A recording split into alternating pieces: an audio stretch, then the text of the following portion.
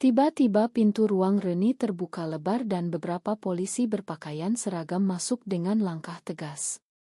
Aku masih memegang erat tangan Dewi, mantan pacar perempuanku. Saat semua mata tertuju pada kami, jantungku berdegup kencang karena aku tahu ini bisa menjadi akhir dari segalanya. Ruangan kelas masa puluh tahun lalu di Surabaya yang tadinya penuh tawa dan pelukan Reni mendadak hening seperti kuburan. Lampu neon di langit-langit berkedip-kedip seolah ikut tegang.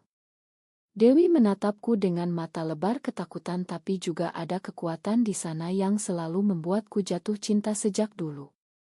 Aku Sinta, kini direktur pemasaran di salah satu perusahaan properti terbesar Jakarta, merasa dunia berputar lambat. Tangan kami masih saling genggam di bawah meja makan malam yang sudah dingin.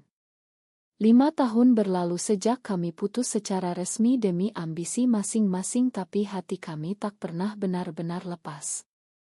Polisi paling depan, seorang pria berusia sekitar 40 tahun dengan bage polisi Surabaya, melangkah mendekat, suaranya lantang memecah keheningan. "Siapa yang bernama Sinta Wijaya dan Dewi Pramesti?" tanyanya sambil memindai wajah kami. Aku merasa darahku membeku. Apakah ada yang melihat kami memegang tangan tadi? Di Indonesia tahun 2025 hal seperti ini masih bisa menjadi bencana besar bagi karir dua wanita yang sedang naik daun. Dewi meremas tanganku lebih erat sebagai isyarat agar aku diam. Kami berdua tahu risiko ini. Sebagai dua eksekuti yang bersaing memperebutkan tender proyek pelabuhan senilai triliunan rupiah di Jakarta, rahasia kami harus tetap terkubur. Tapi sekarang polisi sudah berdiri tepat di depan meja kami. Teman-teman sekelas mulai berbisik-bisik. Aku ingat Rudi, si pembuli dulu yang kini menjadi pengusaha kecil tapi masih suka menyebarkan rumor. Apakah dia yang melapor? Polisi itu mengeluarkan selembar kertas dan membacanya keras-keras. "Kami menerima laporan tentang pelanggaran kesusilaan di acara ini." Kata-kata itu seperti tamparan. Aku sudah siap membela diri dengan segala cara meski itu berarti kehilangan segalanya. Tapi 5 menit kemudian semuanya berubah. Polisi itu menerima panggilan radio, matanya melebar lalu ia menatap kami dengan ekspresi malu. "Ma, Bu Sinta dan Bu Dewi. Laporan ini salah sasaran. Orang yang sebenarnya kami cari adalah Bapak Rudi Santoso." Semua orang menoleh ke sudut ruangan di mana Rudi berdiri dengan wajah pucat. Ternyata dia yang menelepon polisi tadi karena melihat kami memegang tangan, tapi laporan palsunya justru membongkar kasus lamanya sendiri. Aku dan Dewi masih saling genggam tangan, tapi kali ini bukan karena takut melainkan karena kami baru saja selamat dari jurang. Tapi aku tahu ini baru permulaan. Malam itu Reni berubah menjadi titik balik yang akan menguji cinta kami di tengah persaingan yang semakin kejam.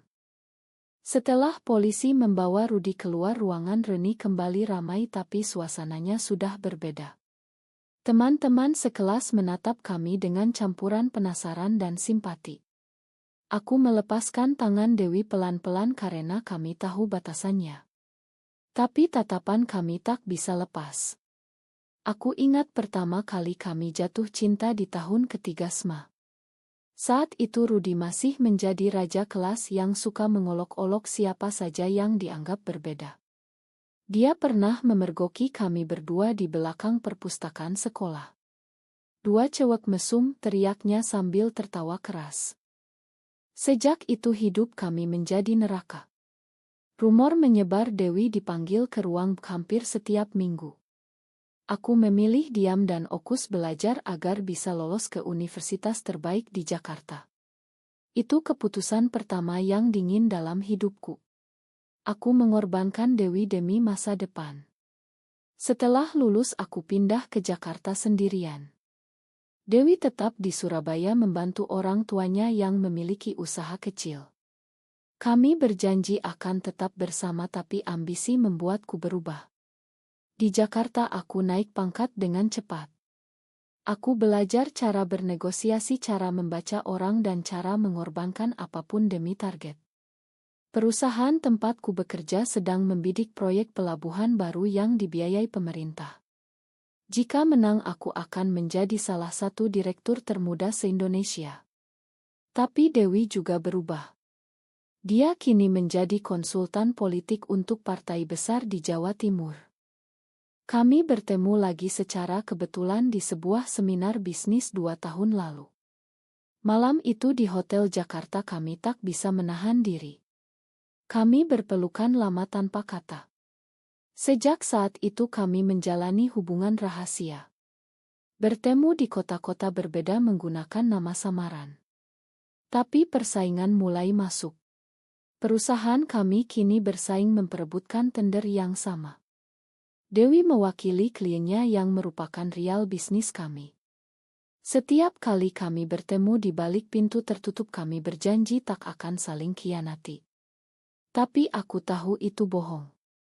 Malam ini di Reni setelah insiden polisi Dewi menarikku ke teras belakang sekolah. Sinta kita harus hati-hati, bisiknya suaranya gemetar.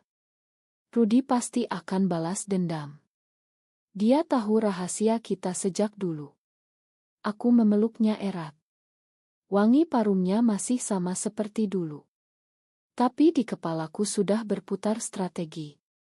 Besok pagi aku punya rapat penting dengan klien besar.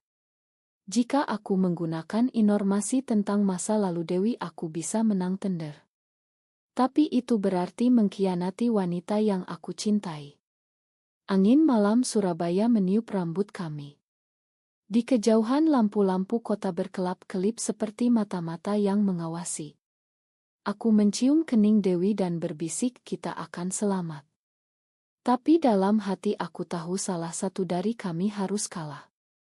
Keesokan paginya aku sudah berada di kereta api kembali ke Jakarta. Ponselku penuh pesan dari kantor. Tender pelabuhan masuk tahap final. Hanya 2 perusahaan yang tersisa milikku dan klien Dewi.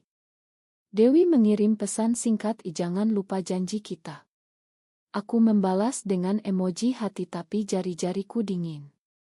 Di kantor aku duduk di ruangan ber-AC dingin memandang peta proyek di dinding. Jika menang aku akan mendapatkan bonus besar dan promosi.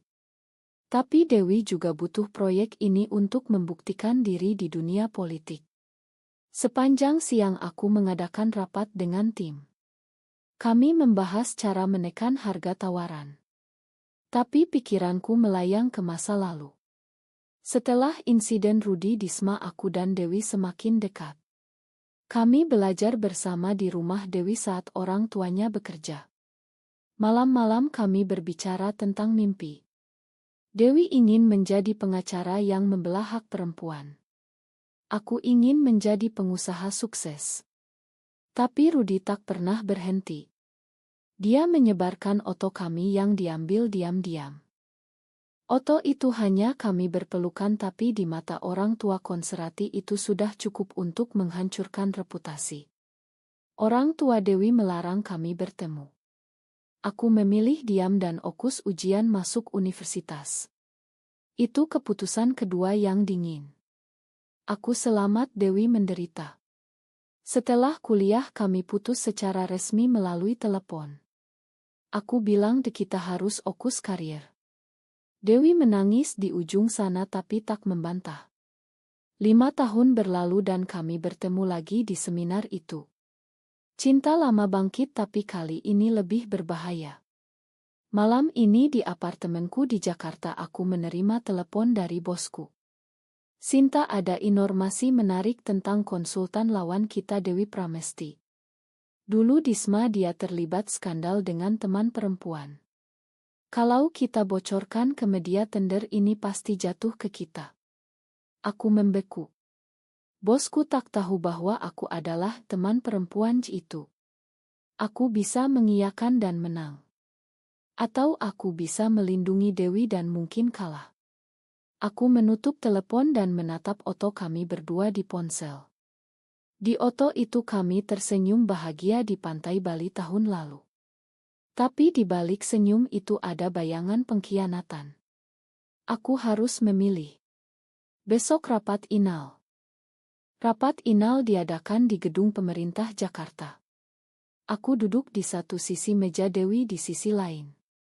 Kami berpura-pura tak saling kenal. Presentasi berjalan lancar. Tapi saat jeda kopi, Dewi mendekatiku di koridor. "Sinta, jangan lakukan apapun yang akan menyesal," bisiknya sambil tersenyum profesional. Aku mengangguk tapi tanganku gemetar. Sepulang rapat aku menerima email anonim. Isinya oto lama kami berdua di SMA lengkap dengan caption rahasia Direktur Sinta Wijaya. Pengirimnya jelas Rudi yang baru keluar dari kantor polisi. Dia ingin balas dendam. Malam itu aku dan Dewi bertemu di hotel pinggir kota. Kami tak banyak bicara. Hanya memeluk lama. "Apapun yang terjadi aku tetap mencintaimu," kata Dewi. Tapi aku tahu kata-kata itu bisa berubah. Keesokan harinya bosku memanggilku. "Kita punya bukti kuat tentang masa lalu Dewi. Kamu setuju kita gunakan?"